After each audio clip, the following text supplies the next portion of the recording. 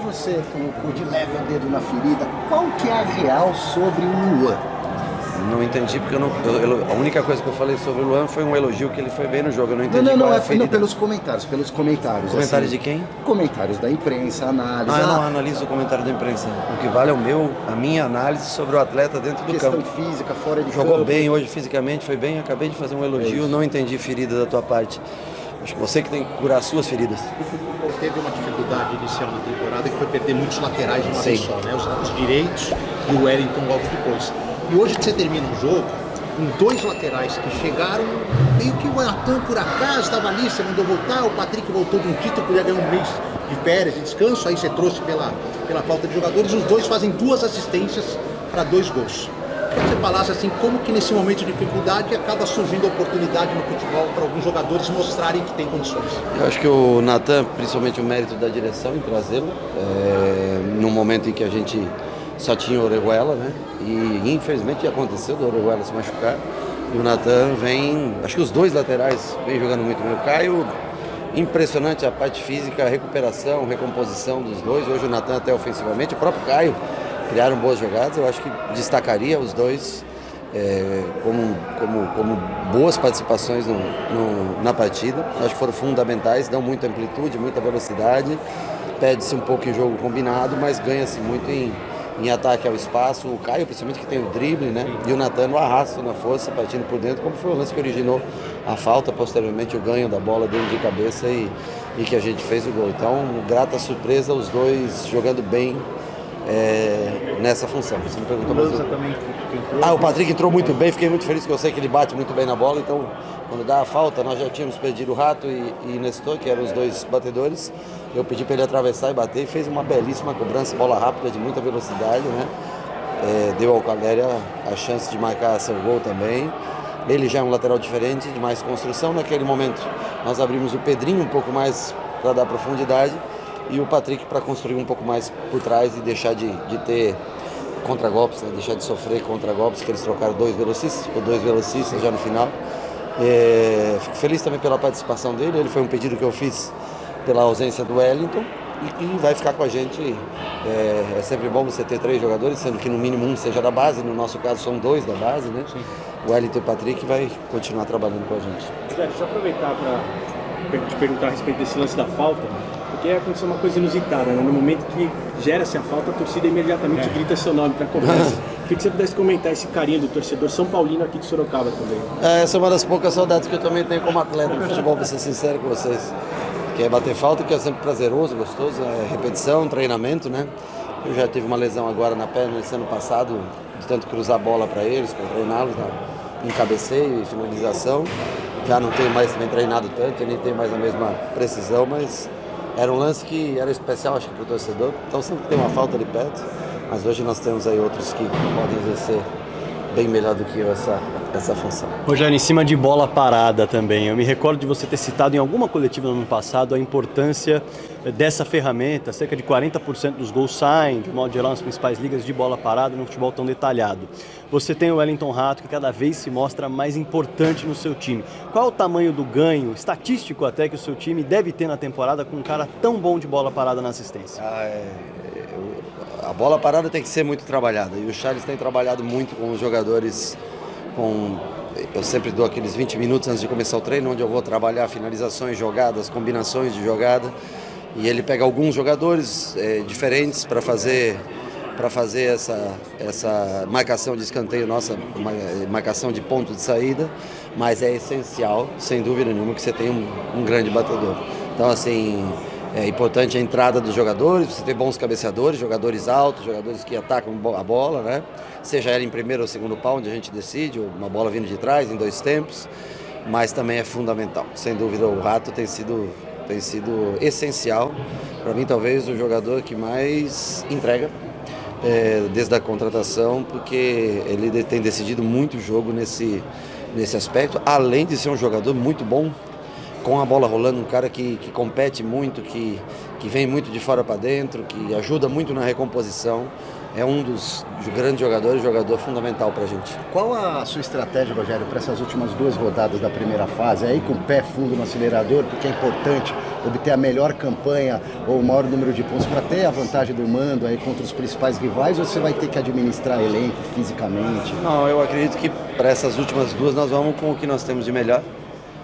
Logicamente respeitando se tiver algum cansaço. Em alguns setores nós continuamos sem as trocas ainda. Eu acho que é o Pablo que foi suspenso, se não me engano tomou o 3º cartão, mas é o único. Então nós vamos rodando em algumas posições onde nós temos jogadores que nós podemos trocar e confiamos. E ali atrás é onde está o maior problema, por não ter mesmo as trocas, senão nós poderíamos até rodar um pouco mais. Mas como nós temos também um intervalo bom, né? De terça para sábado é um intervalo suficiente para recuperar todos. Depois de sábado para o outro fim de semana também é um bom intervalo. Eu acho que a fase classificatória ela determina muito nos últimos anos do que foi o Campeonato Paulista. Então a gente vai lutar muito para ter a melhor posição possível, agora classificado, né? Primeiro para tentar, porque o Água Santa vem bem, vem jogando bem e vem pontuando sempre. Para tentar ter a vantagem de jogar no Morumbi contra o Água Santa e depois mesmo não tendo Morumbi, se a gente conseguir chegar a uma semifinal, onde quer que a gente jogue, que a gente tenha o apoio da nossa torcida. Que a torcida São Paulo é disparadamente o clube hoje mais popular do estado, ou até mesmo do Brasil, se facilitar, porque pela média de público, pela quantidade de gente que traz a cada jogo, hoje no seu setor aí lotado, no Morumbi sempre com públicos bons, e é o combustível desse time. O torcedor é o combustível desse time. Nós temos que trazer o máximo de jogos para dentro da nossa casa, ou se não nossa casa, para diante da nossa torcida.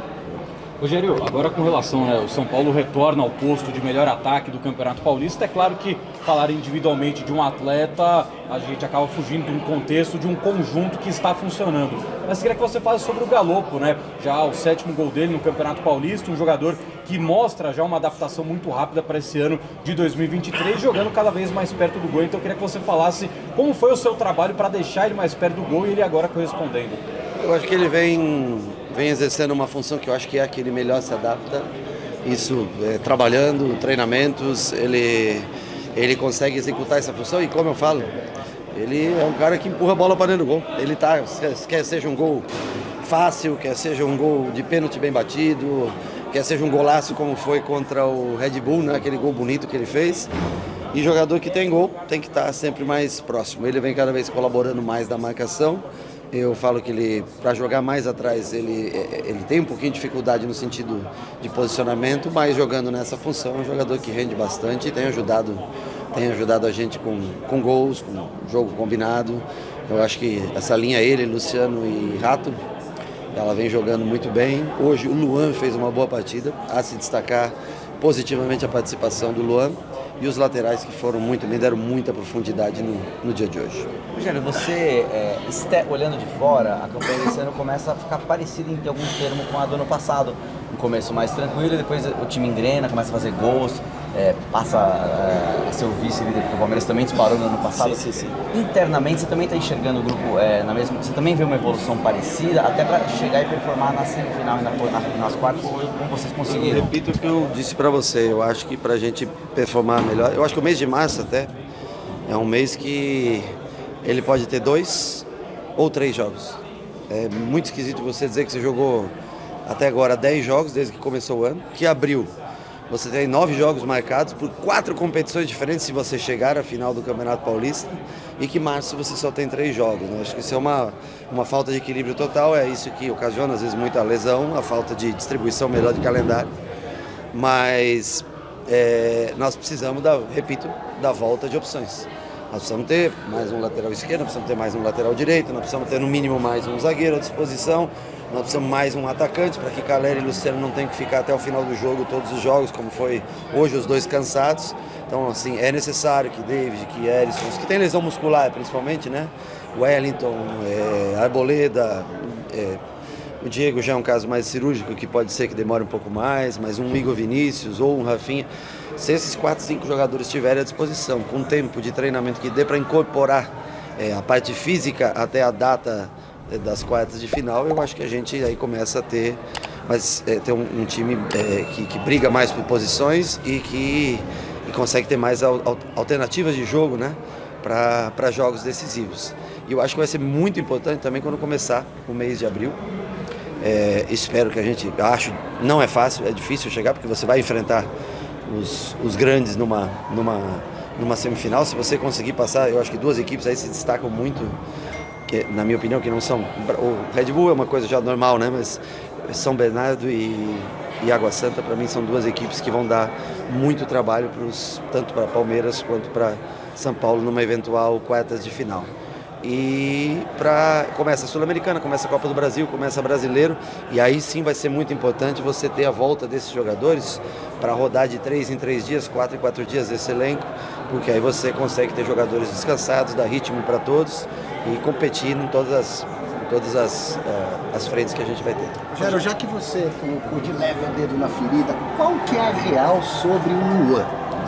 Não entendi, porque a única coisa que eu falei sobre o Luan foi um elogio, que ele foi bem no jogo. Eu não entendi Não, qual é a ferida. pelos comentários. Comentários assim, de quem? Comentários da imprensa, análise. Eu não analiso o comentário da imprensa. O que vale é a minha análise sobre o atleta dentro do campo. Questão física, fora de Jogou campo. bem hoje fisicamente, foi bem. Acabei de fazer um elogio, não entendi ferida da tua parte.